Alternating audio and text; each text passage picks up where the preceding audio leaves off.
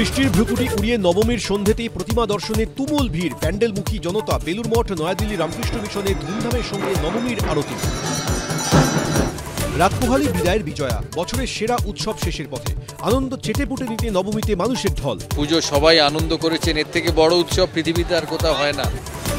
মহানবমীতে কালীঘাট মন্দিরে মুখ্যমন্ত্রী অংশ নিলেন আরতিতে, বাজালেন কাসর। চালতাবাগান 95 পল্লী ত্রিধারার পুজো ঘুরে দেখলেন অভিষেক। শ্রীভূমিতে ঢাক বাজালেন মন্ত্রী সুজিত বসু। সুরুচিতে অরূপ বিশ্বাসের সঙ্গে ঢাকের বলে মাতলেন সৌরভ। এলেন প্রসেনজিৎ, আবির, যিশুরা, বাজালেন ঢাক। বিকেলে শ্রীভূমিতে স্ত্রী ডোনাকে নিয়ে প্রতিমা দর্শনে সৌরভ গঙ্গোপাধ্যায়। সৌরভের সঙ্গে প্রতিমা দর্শনে সপরিবারে এলেন দাদা স্নেহাশিস। প্রান্তভাবনায় সেরা যাদবপুর সুলেখা মোড়ের শ্যামাপল্লী শ্যামা সংঘের পুজো। রূপকল্পে সেরার শিরোপা বুড়ো শিবতলা জনকল্যাণের। কেন্দ্রীয় সরকারি কর্মচারীদের পুজোর আনন্দ দ্বিগুণ। উৎসবের মরশুমে আরও 3% ডিএ ঘোষণা কেন্দ্রের। রাজ্যের সঙ্গে ফারাক বেড়ে 40%।